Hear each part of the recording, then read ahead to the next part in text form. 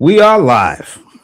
It is Friday, June what 5th or something like that. 5th, 6th. I think it's the 5th. We're into June already. We're almost halfway through this whole year. It really doesn't make any sense to me. But I guess the older you get, time really starts moving a little faster. Cold Rice knows a little something about that. Maybe we can ask him about that in a minute. Anyway, it is Small Biz Breakdown. There's lots of stuff to talk about. We usually figure out some good things to focus in on. And we have a partial crew. We're missing some folks, but we'll press on with the crew that we have, which means we have to go out west and say hello to Leland from Oregon. Hey, Leland. Hey, Brent. Good to be here. Good to see you. It's been a little bit. That's right, because you were doing some things last week. I guess I was doing some things last week. So we're both not doing a damn thing now. So we're glad to see each other. Yeah. It's great to be on. It's ready to talk about what's going on in the world. We don't have enough time to do all of that. We can cover some of the bases here. And let's cover the bases in Gary, Indiana. Now, I was actually just in Chicago, which I don't think is very far from Gary, Indiana. It was perfect weather when I was there. It was great. No humidity. It was like 75, 80, sunny. I pick a good time to go. And now I'm getting ready to go to Vegas, and I look and it's going to be 105 degrees. I did not pick a good time to go there, but I digress. And we will progress. How you like that segue there, Leland? We're going to progress to the east and go to Gary, Indiana, where Mr. Pierre DeB is here. The boys. I like DeB. I think Brent really enjoys like coming up with new ways with last names. So I'm going to let this keep going every week until he runs out, which probably he won't run out, but that's okay. Oh no. And yes, just to let you know, Gary is just a stone throw away from Chicago. Oh. That's why the Bears are trying to come to Hammond, Indiana. Whole conversation. So, but yeah. Wow, I didn't know I was a stone's throw away. Yeah, next time you come through, let me know. I'll catch up with you. I will. I didn't know you were that close. That's very close. But the weather was great out there. It was. Oh, I hope it's still like that. You picked a good time, although I will say it's going to rain today through this weekend. So you picked a really good time to get through and have some good weather. So. Yeah, and then get back here. Yep. Where usually we have our own rain and storms that I can deal with. So it's one of those things. But glad to be there. Glad to progress. Oh, we're not going to be stopping in beautiful, magical, mystical Medina because we are going to be missing even of the day. And we're not even going to stop in our nation's capital. Well, there's nothing going on there anyway. But Shashi is cavorting. I guess that's a word. It sounds like it could be a word. Don't ask me to spell it, but I think that's what he's doing. And then we're not even going to be able to go to the vacation capital of the world or something like that. Did I get it right? I think I got it right. And he's not even here to hear it. Oh, well, he should have been here. Ramon, well, he's doing whatever he's doing. He's out there, having lots of talks and meeting lots of people and smiling a lot. We know he smiles and shakes hands a lot.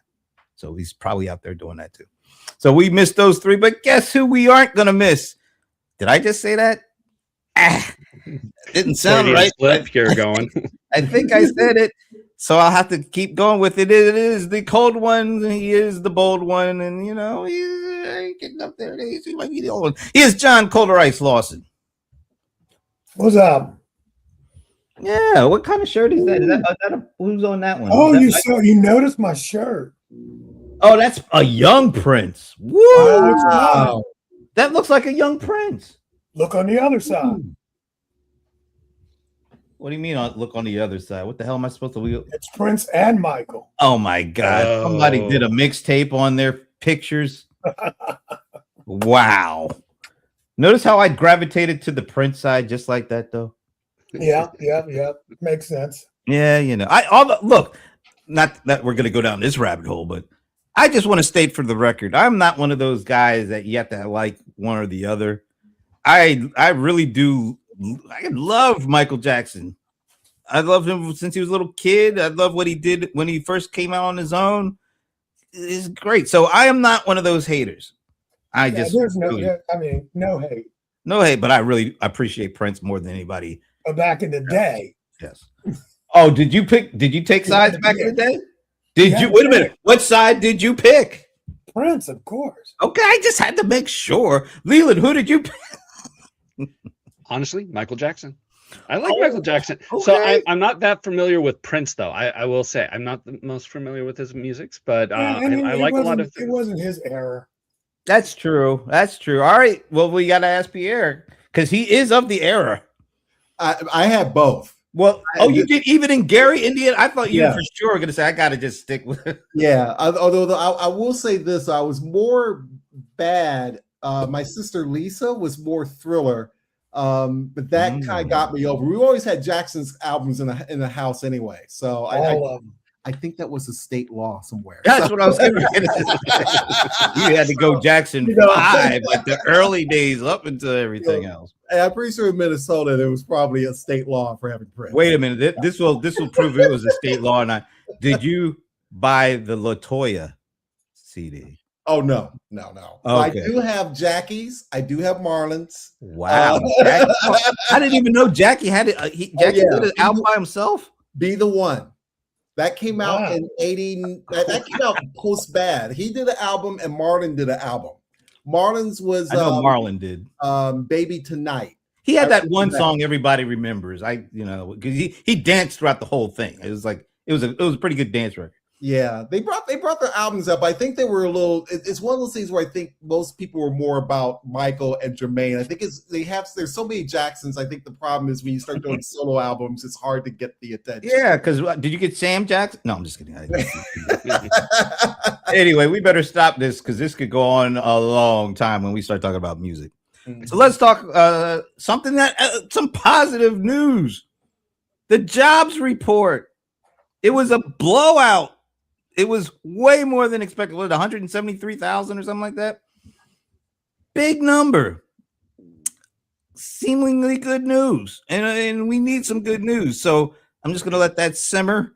And I'm going to ask each of you, how you feeling this week? Leland, how are you feeling about things this week? You looked suspicious there. You're like, seemingly good news. We got to sometimes question some of these numbers. I'm just saying, But anyway, you tell us how you're doing this week. Doing all right.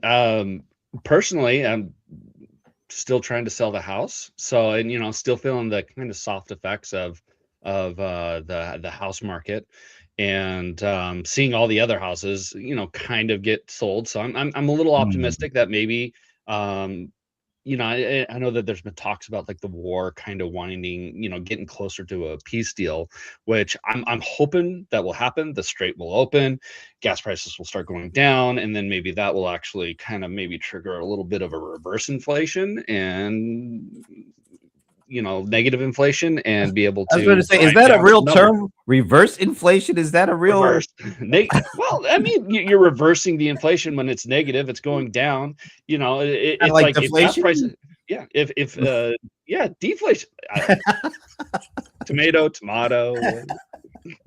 I'm just having a little fun. That's what I'm hoping for. I'm hoping for prices will start going down, and then if prices go down because gas has gone down, that would trigger better rates when it comes to the housing market, and maybe I could score a better rate before I have to buy another house. But that's where I'm at. I mean, I've been working I've been looking also when it comes to the AI front. Gemma 4 came out, and I kind of want to play with that a little bit. It's dropped by Google, and it's kind of like Qwen 3 competition to that, so you can have your own personal LLM, and I kind of want to play around with it because they have a 12 billion model, so you could actually run it on your laptop. Yeah, very cool. By the way, before we go any further, shout out to Amber. We haven't seen Amber in a while. We're so glad to see you. She says, my granddaughter just started daycare Monday, praying that I can catch up with life. We hope that you definitely can catch up and play. I've been a full-time mom the past. Wow. Okay. You know how tough that can be. So we're glad that whatever time you can give us, Amber, we're glad to have it. So thank you. And John, why don't you say hi to John back there? Because he's behind you in your shot. So Yeah. that was a really nice little skedaddle there he just did. Well skedaddled. Well, since we're speaking of Mr. Lawson and the other John there, how you feeling? How you think things are this week? How are you looking at it? It's fine. I'm used to it now. Used to what? This treacherous administration we have. I'm used to it. You know, Are you numb? no, I'm not numb, but he's not getting on my nerves today. So he's been on the low key for a week, so fine. He's been kind of falling asleep in all the meetings. So Yeah, I mean, when things aren't good, then he just has nothing to say. You got to shut up. So that's kind of good. So I'm feeling good today. wow, you worked that one out. That he kind of started out one way and ended up feeling pretty good. That's good. All right, Pierre. Not bad. Let's see. I'm going to try to keep it economic. Although I did like that the Kennedy Center is going to get, just not to get too political, but it's going to get named back. I like that happened. The thing I do like, I like gas prices has dropped. I think that has been that makes When you say dropped, how much? It's about 3. It was 3. Was it 322 yesterday? Roughly where it That's was? not bad. 322. Yeah. I wish it was 3. I know we were for a while. We were definitely like that 4 near 5. Wow. Ours didn't drop because they had the guy here suspended gas tax. And Oh yeah, our it governor. ended- and it ended yesterday, so it's the same price. So now it's. I think I saw 369 or thereabouts. Is that about right? Yeah. Leland is jealous of me.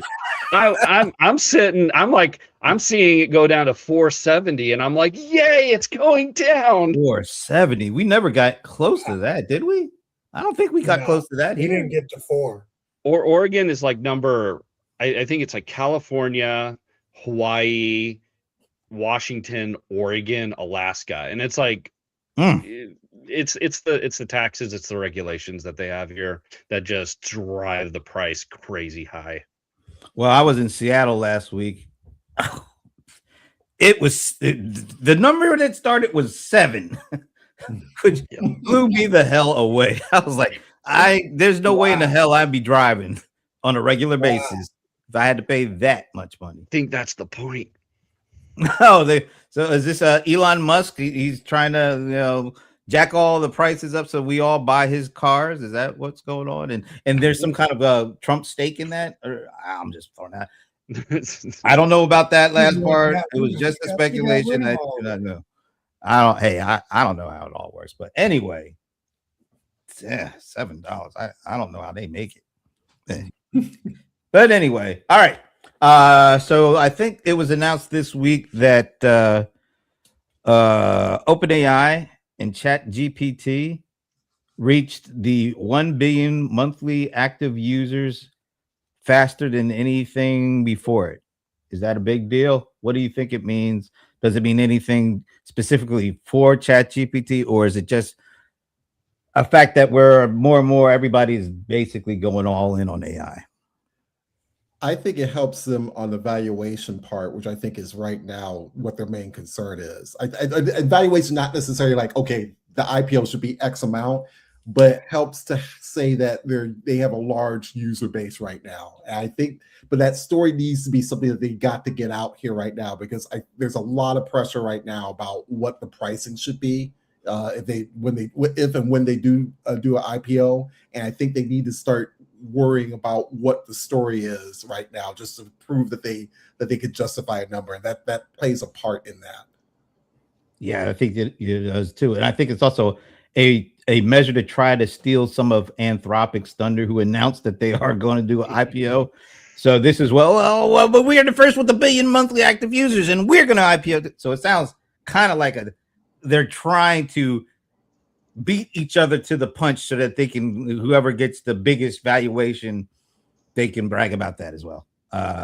Who else? What else do you think is driving some of this stuff?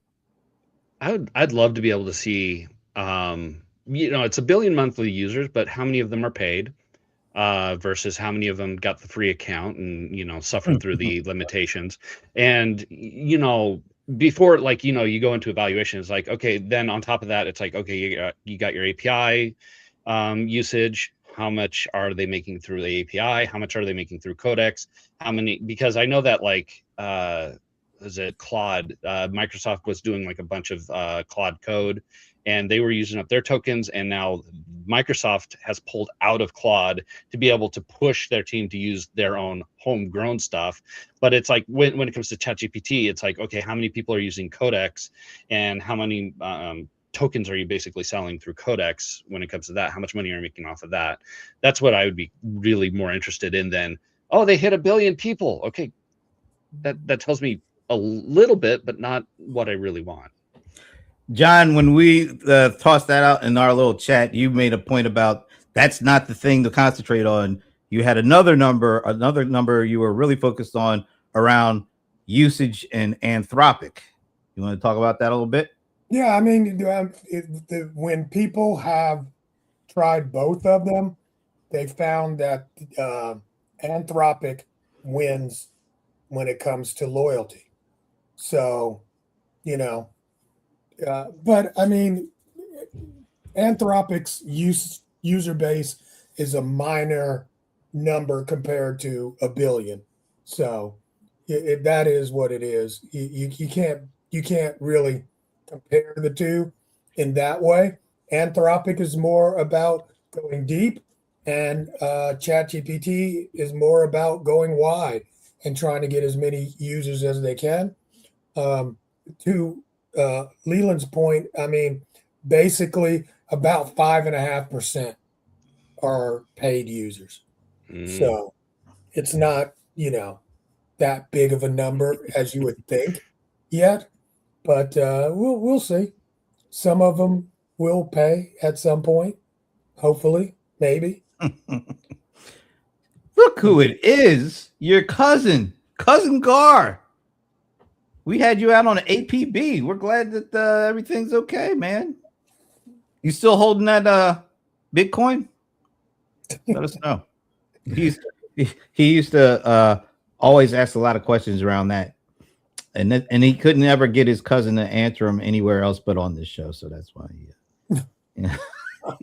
that's why he did that. Anyway, so we have Anthropic, we have Open AI, and then the third one is I forget what's the third one from. X. Is it X? Is it, well, not X, but you know what it's one of Musk's things. SpaceX. Grok. SpaceX. That's it. SpaceX. SpaceX. And the combined guessed amount in terms of their valuations and what they're going to get on their IPO is damn near $6 trillion. $6 trillion for 3 IPOs. Does that even make sense? Does that sound legit? Given all the other things that are going on, 3 companies open up their IPO with roughly $6 trillion between them.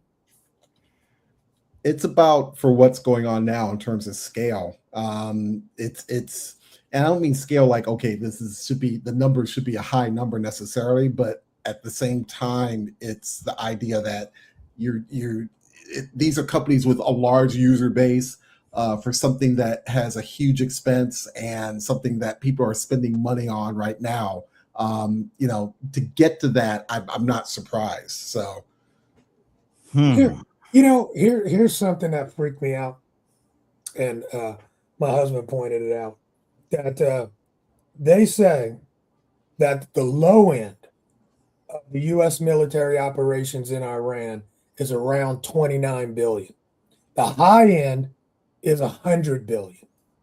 And you compare that number to this trillion. And that kind of like gave me a real kind of, because just throwing out the number doesn't mean anything. You do need a little context around those numbers. A little context, you know? Yeah. And it's like once this, SpaceX goes, if it goes over $1 trillion, he's going to be a trillionaire. Immediately. I know, like literally for the price of like, a dinner for him, he could pay for the entire war. It's By the ridiculous. way, your cousin is giving you all sorts of props in the comments section. Oh, but I like this comment from my buddy John Ferrara. If you have to ask, it's likely false. I wonder. So let's say let's go around the horn here, and you guys in the comments for just the OpenAI IPO. What do you think they're gonna get on their their first day? Do you think it'll be $1 trillion? Yes. Who? X? No, first, I just want to get everybody to say what they think each IPO is going to get on the day one. So you're over $1 trillion for OpenAI. Definitely over $1 trillion. And I mean, X, they're saying it's going to be around 1.75. Yeah. Yeah. All right. So all right, Pierre, what do you say? I think at least in the ballpark. I think there's just there's nothing else like it where people are complaining about the expense of AI, the corporations and so forth, but they don't have alternatives. They have to turn to, the leaders right now. So it's easy for them to command that type of IPO price, at least initially. So you're good with over $1 trillion plus? Okay. Leland? I would say well over $1 trillion, and probably even closer to the, if you're sitting there saying that it's a 6 trillion, I would probably venture closer to the 2, just because it has a bit more name recognition. ChatGPT, people inherently think of that first, then they think of Anthropic. All right. So speaking of Anthropic, who do they get a higher IPO day one valuation, or do they still have to come in second with OpenAI? I mean, they just did a round raise at 9.8, or I'm sorry, 980 billion. So I mean, you're spitting out $1 trillion anyway. By the time the IPO comes out, it's probably going to be over that, though, right? Right. But will it, be more than OpenAI? Doubt it. Very much doubt it. Let's say hello to you actually make money. Yeah. Hey, Ivana, we're missing you, but thanks for joining us in the comments, and let us know what your guess is for the IPOs too. You are still a part of this show. All right. So, are we saying even with those two being $1 trillion plus, you still think SpaceX is going to be higher than that? Do I think space? Is that what you're asking? Do you think SpaceX will be higher than OpenAI? Higher than both those two. Yeah. Is Starlink like a part of SpaceX, or is it a separate company? I thought it was a separate company, wasn't it? I thought it was part of it, frankly. I might be wrong. Ooh. Because if you're including Starlink in a part of that, because it's all those satellites that SpaceX shoots up there, then I could see a really high valuation, because it's like, in the area that I live in, it's like if you can't get internet, you go to Starlink. In fact, I'm thinking about getting Starlink as a backup. Yes, Starlink is. Yeah, I thought it was part of it. It's a part of it. So yeah, maybe that's why it's 1.7. Yep. It is part of it. Okay. All right. And Layla has a good point about that too. There's not much competition for Starlink. There was supposed to be something from Amazon, but I don't think they ever got it launched. It's not. They're still in the process of it. I've been following it. It's Amazon Leo, low Earth orbit.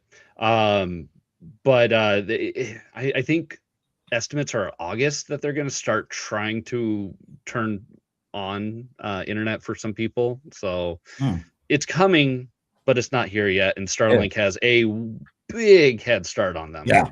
Well, it's the combination of Starlink and SpaceX, because with the Blue Origin, didn't they just have something blow up on them? Big explosion. Yeah. So, and then what you just said about their sat, they're way behind. I mean, did you see the explosion? I didn't see it. It You didn't see it? huge. It was huge. I mean, nothing that we make in Hollywood looks like a real explosion. It's amazing. Jeez. That was amazing. So I gotta have to check that out. All right. Fortunately, unmanned.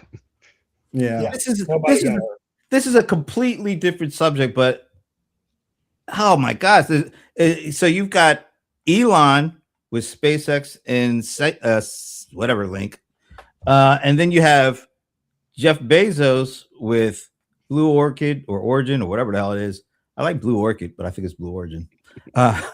And Leo. I'm not even throwing in like the other stuff, like Amazon and things like that. But who do you think is the more successful billionaire at this point? Elon. Wow. By far. Wow. I don't want to give Elon props. That's just me. Oh, I don't like giving him props either. I don't either. But I was just think about the things that he's about to cash in on.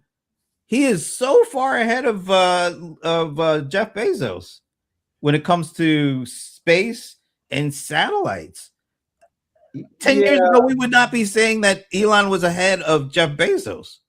No, but, and that's the thing. It's like, you have Amazon, and Amazon's been kind of this entity that almost 30 years, that's been around, and it's been very, very successful, and it's growing slowly. But then, like, was it 15 years ago or something like that? You have Elon Musk.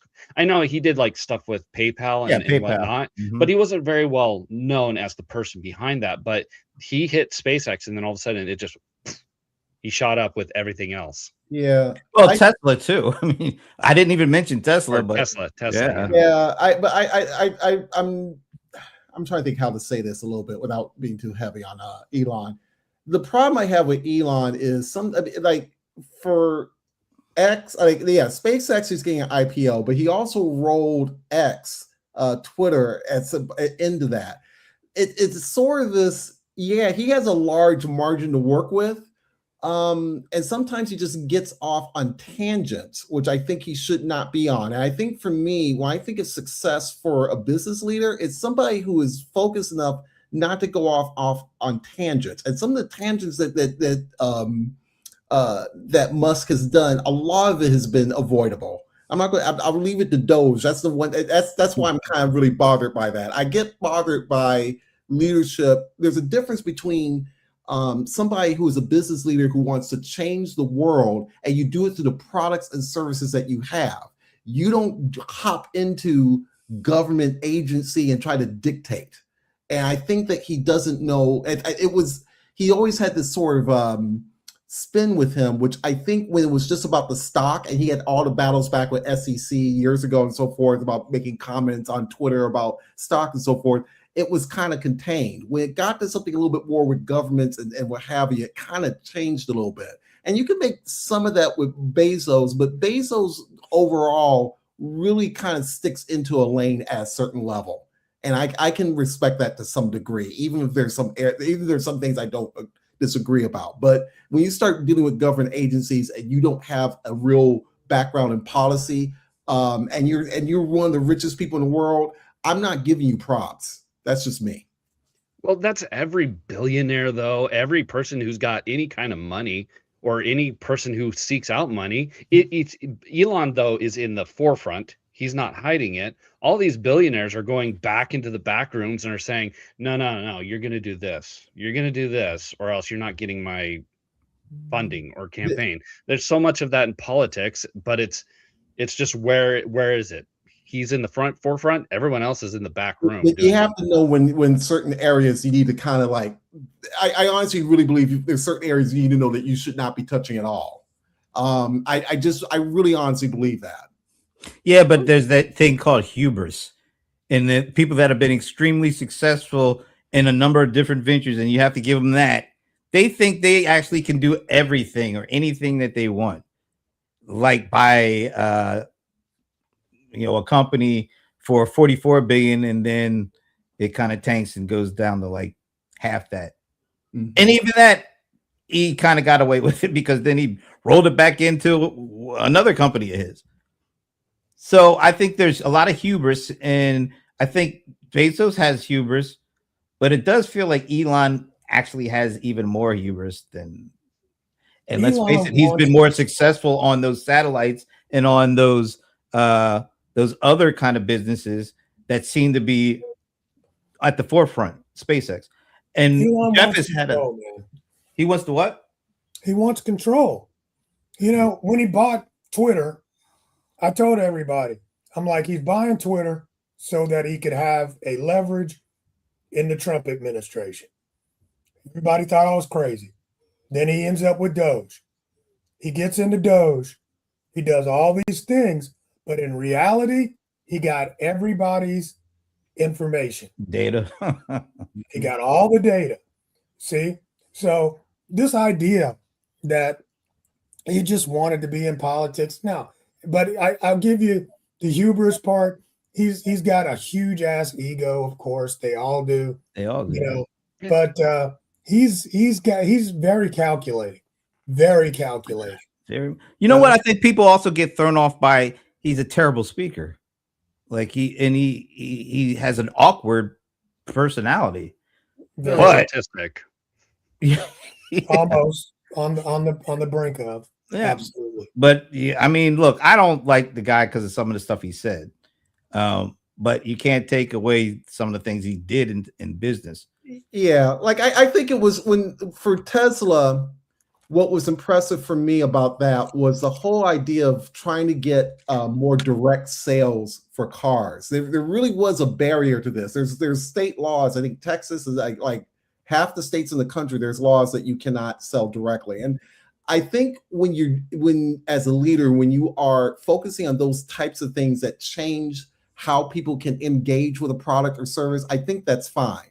I just have a problem when you go after certain things, particularly things in government and agency, that you're trying to, what John said, yeah, exactly. You're trying to almost control something that you really should not be controlling. I don't think you should ever get a pass on that.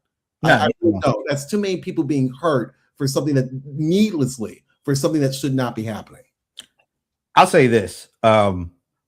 Just once again, he's done some pretty huge things. Let's look about building a whole new American car business. Before Tesla, when was the last like really successful car company that was birthed? It wasn't DeLorean. We tried that. No, I mean, there's been a couple. Saturn. That came from General Motors.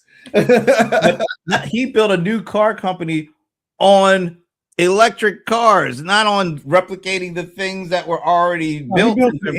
He built an industry, and he kind of forced a bit of an ecosystem with having to have all these place charging stations across. I mean, that guy, you have to say his vision is very unique, because he didn't just say, "Oh, I want a new car like DeLorean," who had worked at a car company. This dude hadn't even worked at a car company before.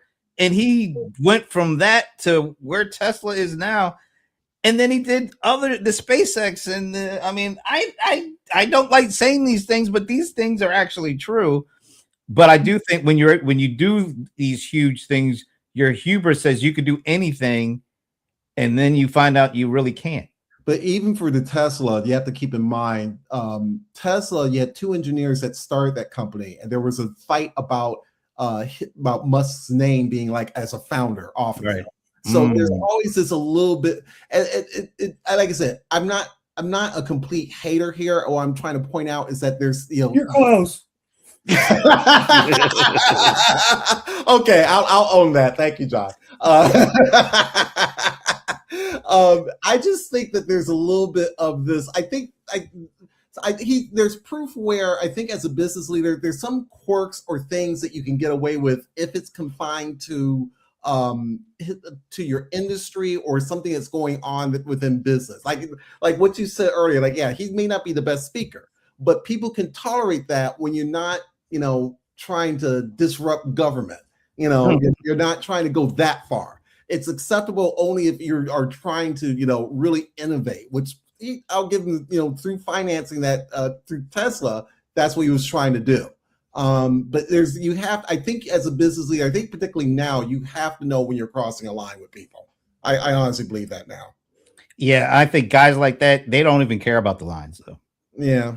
Unfortunately. And they have so much money and power, they usually can get away with it.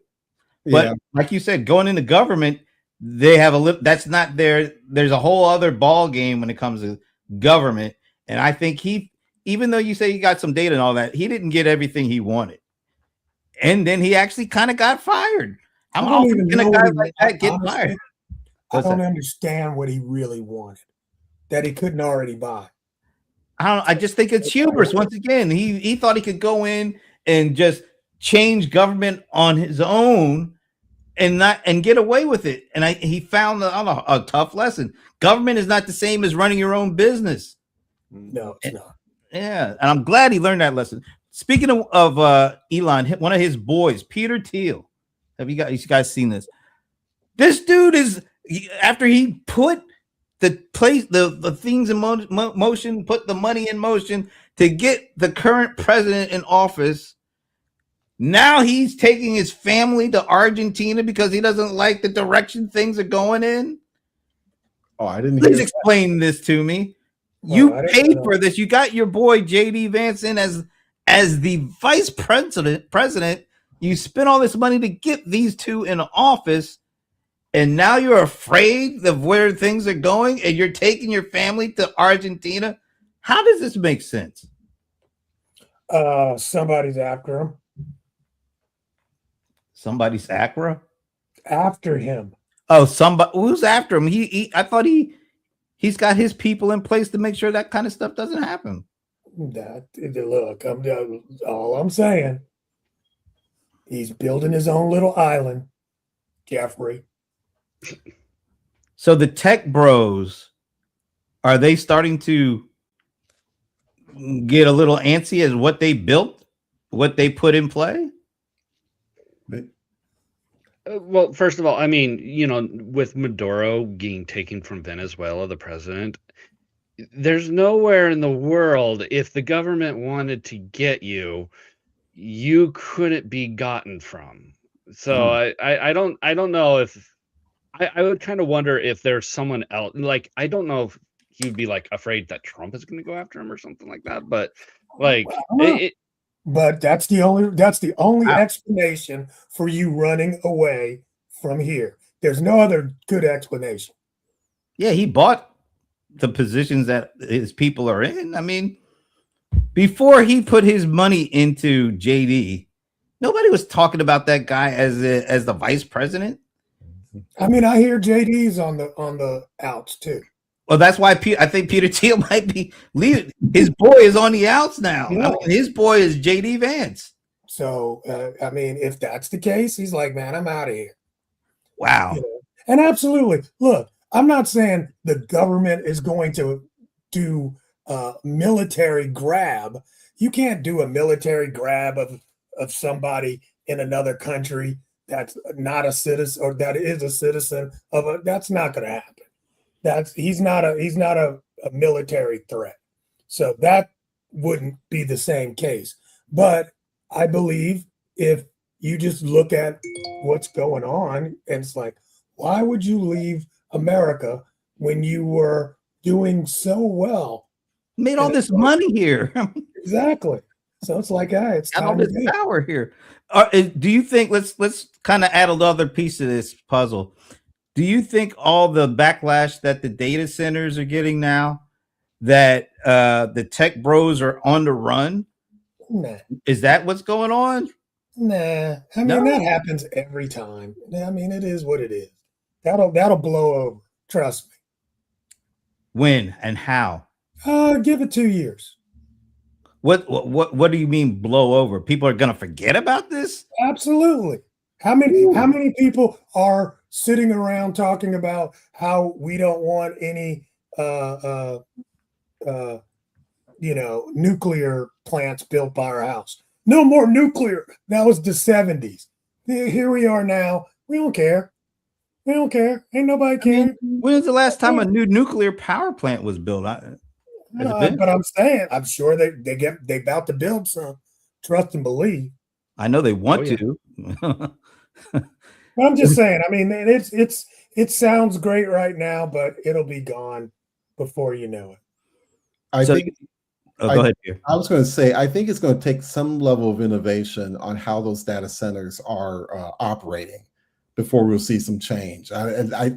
I'm hoping that this is more hope than something specific on my part of it. But I honestly think right now people are tired of them is because of where, I mean, even I think Vienna, Virginia, there's a couple of areas in Northern Virginia where there've always been That's data. the number one data center per capita location in the whole world. Yeah, Northern if I remember correctly, I think it was Vienna. I may be wrong, but there's a couple places now that are just they're like they're kind of they're not quite saying passing laws and not allowing them to be there, but it's kind of like we're tired of this.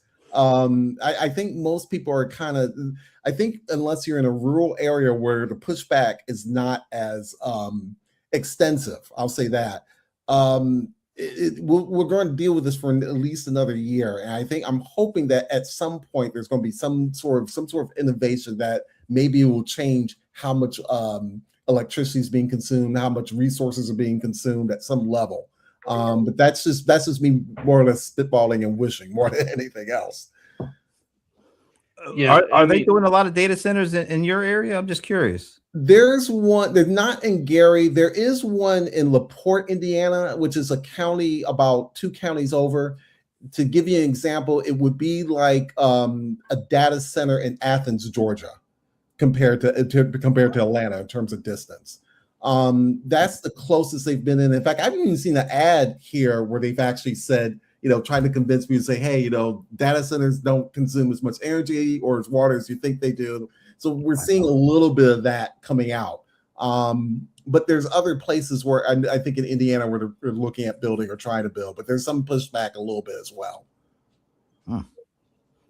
Leland, you were going to say something? I was just going to say, you were talking about innovation. The biggest innovation would be to be utilizing less water. I mean, the solution for energy always seems to be nuclear, but the water is, I think, the biggest concern right now. I know I was looking at a couple of houses, and basically the irrigation district in our area is holding back on giving out irrigation water rights in favor of more of the data centers. That's not going to affect a lot of people. I mean, the farmers who have their farms already have their water rights, so it's not going to hurt them. But anyone who wants anything more for water rights, they have to contend with Amazon. So it's not like the biggest issue. It's not hurting 99% of the population, but there's a little population that's probably being affected by it. But if they could ever find a way to do a closed system with water to cool off the water and just keep reusing the same water, that'd probably solve a lot of the issues when it comes to that. It's interesting to see the pushback finally coming from the local communities, realizing they weren't really getting a whole lot out of this deal, but higher electricity bills and power bills. But now it seems like they're at least have awoken to the fact that these guys were taking everything and giving nothing to the local folks. So I don't know. I think I have a little bit more hope for the little guy on this one now that they seem to awaken from what's been going on. We'll see. I don't know. All right, another big guy, another AI biggie who had already announced over $150 billion in AI spend or investment. Google, or Alphabet, I guess, announced this week an additional $80 billion over the next 12 months in AI investment. Are you surprised that they're throwing even more? We're getting close to like 200 some odd billion in a year's time invested in AI by one company. Are you surprised they're doing this? People are starting to question when are the people going to get paid back on this money? Because that's a lot of money to be putting into something, and you don't know nobody knows exactly what the actual payoff is going to be and when it's going to happen. How much more can companies invest right now without people really losing it over this? That's a good question. A lot, but I think Google, and I'm going to throw Amazon in on this because they've been around the block for a while. So it's a little easier for them to, and then people know that they'll spend money at something just to experiment, particularly Amazon. I just think it for them to do this. I think part of it is that they kind of have to. Google has momentum with AI right now. Ever since they made the switch over from Bard to Gemini, that is, from a branding and image perspective, they got a little bit of swagger back now, which is a lot of people were wondering if they would come out with, if their search would be impacted. They got swagger now to do this.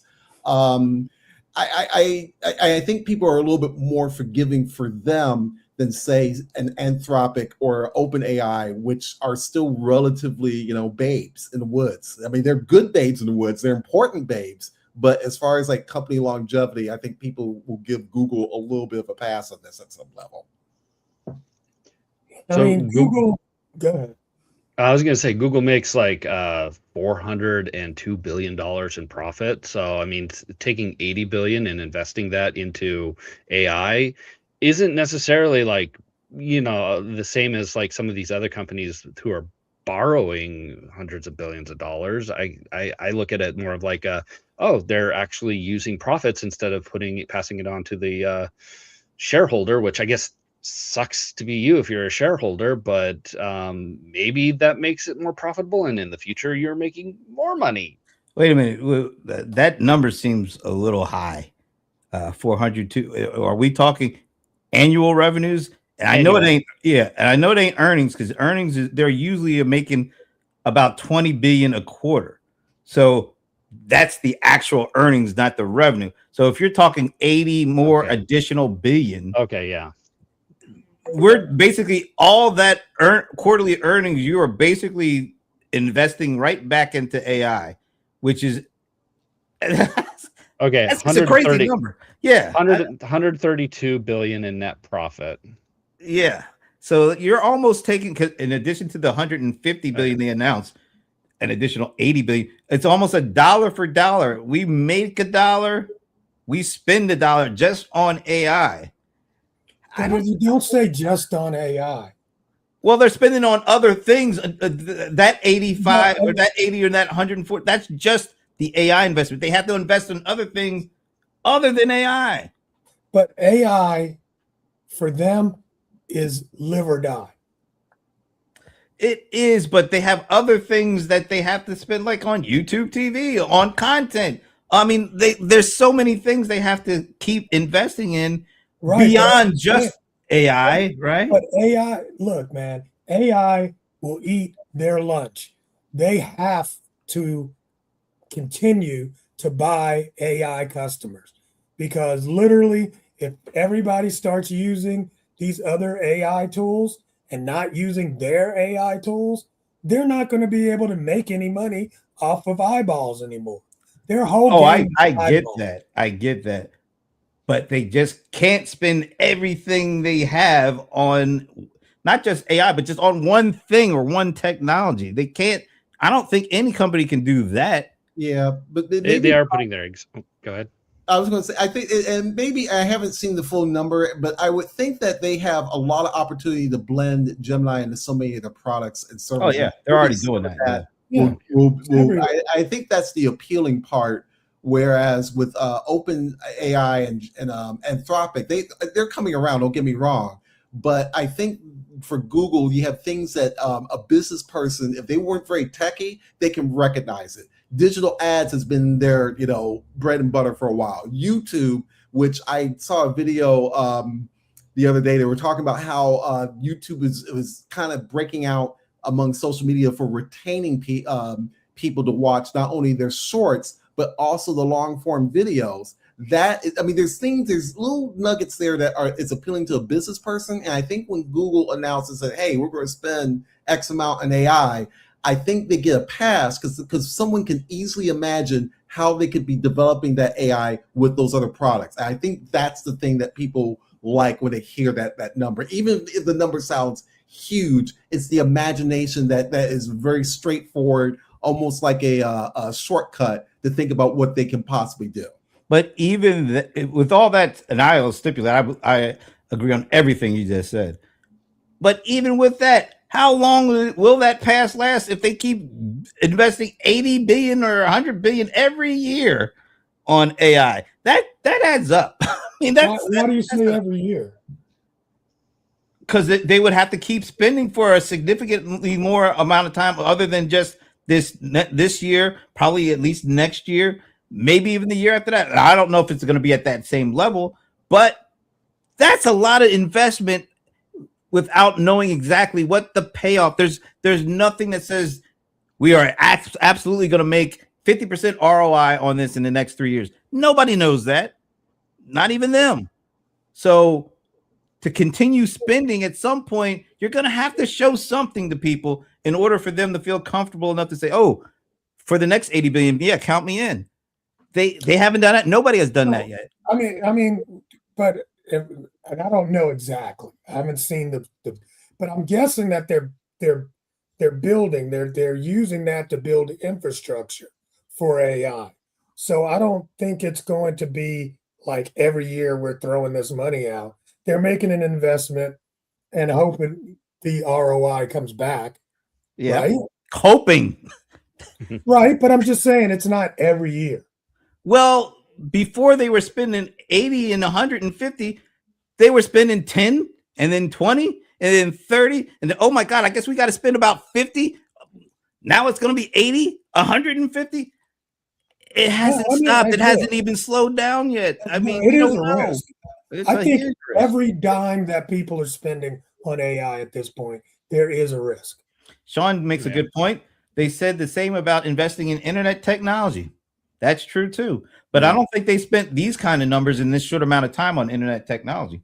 No, but it did. Or Cisco did. Build as fast either. Yeah, Cisco did, and they are literally just getting back to where they were when they started spending this amount of money and didn't have a ROI in a number of years to show for it. That's all I'm saying. It's like it makes a lot of sense theoretically, but at some point people are like, man, they keep on spending on this. I mean, when will it stop? When will we get our money from the first 150 billion? I don't know, but I got one word for them all: China. Yeah, is the China threat? All right, let me ask this. Maybe we can get out on this. Is the China threat overblown at this point, or is it understated? You think it's understated? Okay, tell us why. Understated. Huh? Tell us why. Because I mean, look, if China gave away free AI, what do you think's going to happen? It'll lower the price here, which means the investment will not be the ROI for the investment won't be what they were hoping. Exactly. And then the market falls apart and we're in trouble. So I don't know why people don't talk about this China thing. There are people talking about it. Ask NVIDIA. He has created a whole keynote on the importance of competing with China and not having these regulations that won't allow companies like NVIDIA to sell their chips to China. He says that's not of course it's going to impact us, but it also impacts the whole US AI movement if we're not able to compete and put our stuff into other countries, IT. So China could just throw free AI at America and crash its market. Sean just said the China threat is understated here, like you just said. Look at their global position. They're still number 2. Yeah. But I mean, we don't want to give up number 1. I mean, I think that's the main thing. Yeah. But I do think there's going to come a time where people are already questioning certain companies like enterprise SaaS companies. Everybody's been questioning their AI investment. Some of them are spending like 20 billion or invest 20 billion.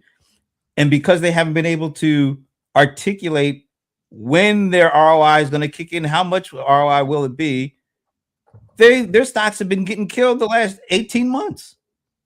Only the hyperscalers really has seen, and the chip makers have really seen their investment pay off in terms of market cap. Nobody else really has yet.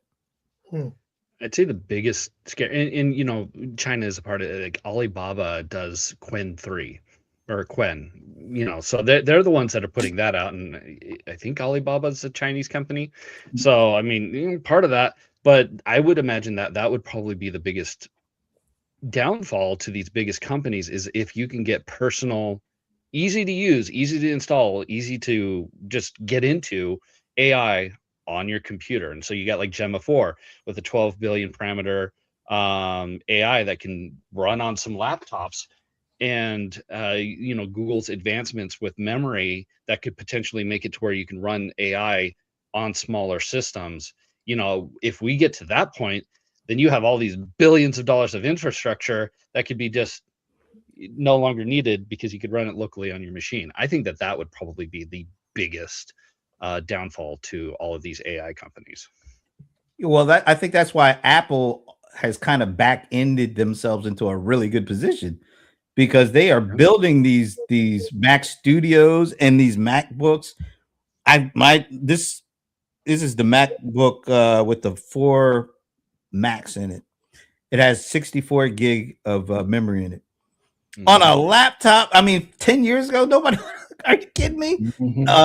And then they have the Mac Studios that you can get upwards of 512 gig of RAM in these things. You are starting to be able to see this edge computing thing become real, because you can download all these language models with all these parameters, like a trillion parameters, and you can literally run it locally now. So I think you're right. There's going to be a big personal computer run for people to be able to do their own local computing at some point. Now, not everybody's going to do that, because you do have to know a little bit about how these things work. Yeah.